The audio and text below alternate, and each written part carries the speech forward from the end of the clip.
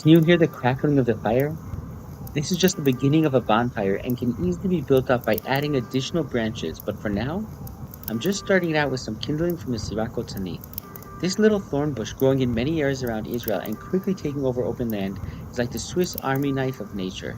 It has tons of different uses, from fencing in animals in nature, roofing of huts, a comfortable natural mattress if you stomp out the thorns, and of course, excellent kindling. It does have a unique property to it, however, when it comes to kindling.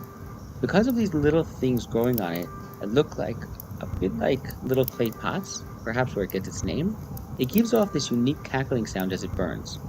For this reason, when Kohelet wants to show the vanity of silly laughter and people clowning around, so as not to have to take anything in life seriously, it brings Dafka the Sirah Kotzani, the thorny, pot-looking plant, as a mashal. כי כל הסירים תחת הסיר, כן צחוק הכסיל, וגם זה הבל.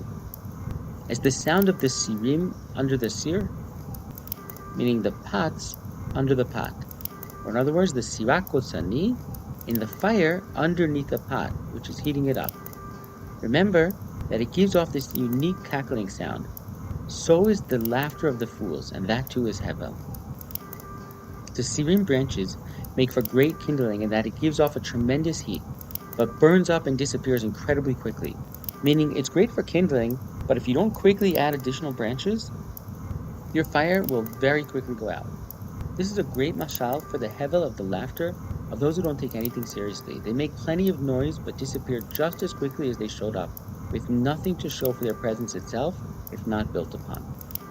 Perak Chavav seems very similar to the events we already reviewed just a couple of prakim earlier.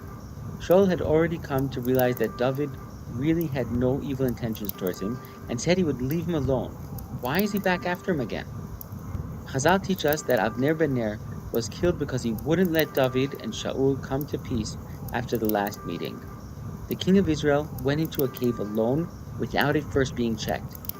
When they knew that David and his men, who were suspected to be armed and dangerous, were hiding out in the caves in the area, the blame should fall upon the chief of staff.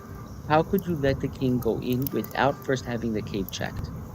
Chazal point out that it says in Chavdalet that the cave was used as enclosures for the flocks, which often had sirim at the entrance, and continue that Avner's response was to lie and insist that David was never in the cave to begin with.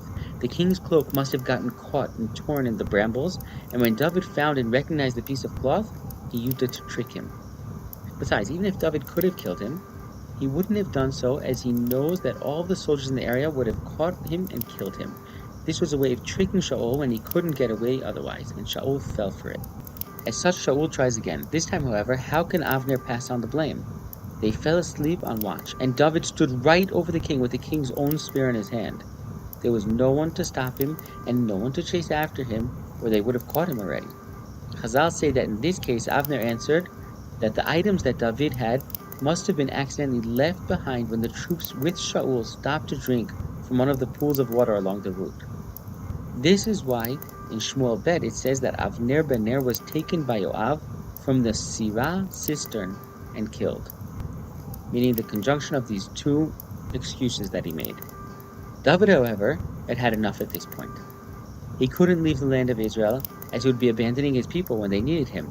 After all, by Keilah, it says that Shaul chased David with 3,000 men, and based on the same numbers described as Shaul's standing army by the Battle of Michmas, it seems that Shaul is utilizing his entire standing army for chasing David, while the Plishtim wreak havoc deeper and deeper into the territory of Yehuda. On the other hand, his own people of Yehuda clearly can't be relied upon. David at this point is tired of running and understands going deeper into the wilderness or trying to show Shaul he means no harm simply won't help. Time to try again to get out of Shaul's jurisdiction and to chance another visit to God.